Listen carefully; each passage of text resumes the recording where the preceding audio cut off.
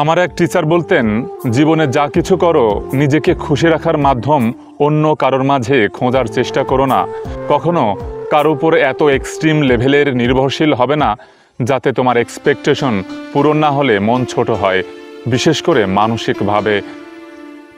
তোমার মন খারাপ, তুমি হেমন্তের গান শোনো, নিজেকে এক কাপ গরম কফি বানিয়ে দাও, বিকেলবেলা মিষ্টি রোদে আপন মনে নিজের সাথে কথা বলো, পছন্দের লেখকের বই পড়ো, নিজের কোনো বিশেষ ক্রিয়েটিভিটি থাকলে সেটা নিয়ে ব্যস্ত থাকো।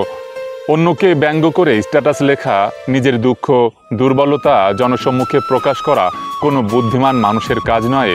খুব বেশি মন খারাপ হলে রুম অন্ধকার করে চুপচাপ বসে থাকো, যার যার ধর্ম অনুসারে প্রার্থনা করো, পুরনো কোনো স্মৃতি মনে করে হাসো, কাঁদো, যাই করো।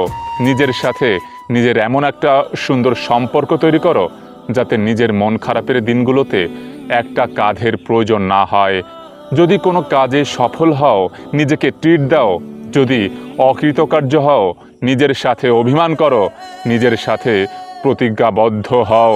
তবে অন্য কারো চোখে নিজের পারফেকশন খোঁজার চেষ্টা করো না। অন্যের চোখে তোমার ত্রুটিগুলোর মাঝে যখন তোমার গুণগুলো খুঁজে পাবে না, তুমি কষ্ট পাবে। পারলে তুমি পারবে। রেস্টুরেন্টে একা বসে খাওয়াটা নর্মালাইজ করতে হবে। পার্কে নিজের সাথে সময় কাটাতে চাওকে হাস্যকর কেন মনে হবে? যদি সম্ভব হয়, ফাইন্যান্সিয়ালিও নিজেকে প্রতিষ্ঠিত করতে হবে, যাতে তীব্র মুড সুইংয়েও নিজেকে একটা চকলেট উপহার দিতে পারো, নিজের জন্মদিনে নিজেকে গিফট দিতে পারো, অথবা পাড়ার সুবিধা বঞ্চিত শিশুদের নিয়ে জন্মদিনের আনন্দ ভাগাভাগি করো। নিজের পছন্দের ড্রেসটার টাকা জমি হলেও নিজের জন্য কিনতে পারো। মাঝে মাঝে নিজেকে কিছু ফুল দিবে, ঘরের এক কোনায় ফুল থাকবে, সুন্দর একটা গন্ধ ছড়াবে, মন আপনা আপনি ভালো হয়ে যাবে। সবাইকে খুশি রাখাও তোমার দায়িত্ব না। দুনিয়ার কারো পক্ষেই সবাইকে খুশি করা সম্ভব না। যেখানে পারবে না, না বলা শিখতে হবে। আমার বাবা মা আমাকে অ্যাপ্রিসিয়েট করে না, আমার বন্ধু আমাকে সময় দেয় না, আমার কাছের প্রিয়জন আমার সাথে ঠিকমতো কথা বলে না, আমার জন্য সময় নেই, এসব উপদ্রবের সৃষ্টি করবে না। আমাদের ভাষায় যেটা অ্যাটেনশন, অন্যের জন্য এই চাওয়াগুলো অযথা টেনশন মাত্র।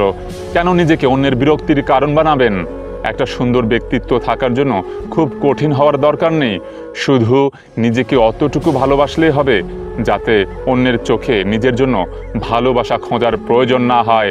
বর্তমান এই চতুর্থ শিল্প বিপ্লবের যুগে মানুষের মন প্লাস্টিকের মতোই, কখন জানি রূপ বদলায়, কারণে বদলায়, অকারণে বদলায়।